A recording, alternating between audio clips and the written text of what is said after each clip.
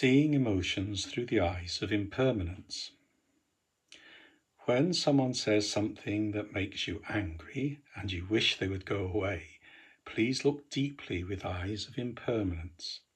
If he or she were gone, what would you really feel? Would you be happy or would you weep? Practicing this insight can be very helpful. There is a gatha or poem that we can use to help us. Angry in the ultimate dimension, I close my eyes and look deeply. 300 years from now, where will you be, and where shall I be? When we are angry, what do we usually do? We shout, scream, and try to blame someone else for our problems. But looking at anger with the eyes of impermanence, we can stop and breathe.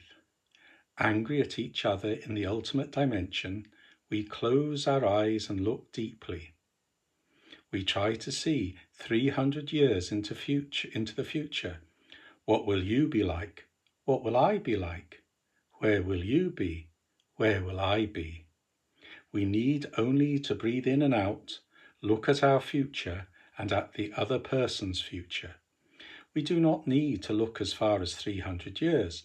It could be 50 or 60 years from now, when we have both passed away.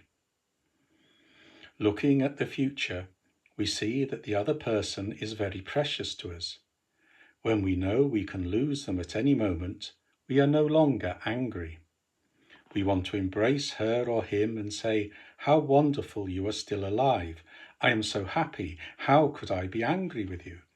Both of us have to die someday, and while we are still alive and together, it is foolish to be angry with each other.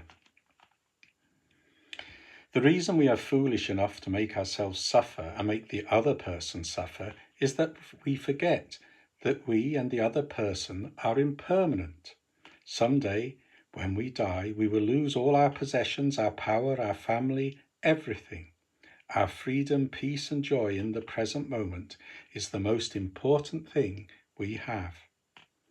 But without an awakened understanding of impermanence, it is not possible to be happy. Some people do not even want to look at a person when the person is alive, but when the person dies, they write eloquent obituaries and make offerings of flowers. At that point, the person has died and cannot really enjoy the fragrance of the flowers anymore. If we really understood and remembered that life was impermanent, we would do everything we could to make the other person happy right here and right now. If we spend 24 hours being angry at our beloved, it is because we are ignorant of impermanence.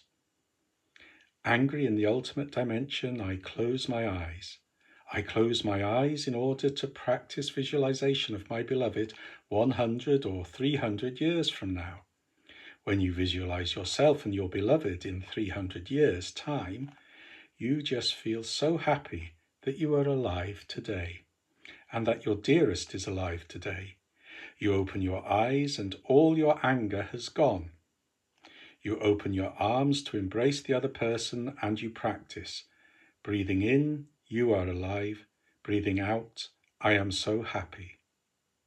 When you close your eyes to visualize yourself and the other person in 300 years' time, you are practicing the meditation on impermanence. In the ultimate dimension, anger does not exist. Hatred is also impermanent. Although we may be consumed with hatred at this moment, if we know that hatred is impermanent, we can do something to change it. A practitioner can take resentment and hatred and help it to disappear. Just like with anger, we close our eyes and think, where will we be in 300 years? With the understanding of hatred in the ultimate dimension, it can evaporate in an instant.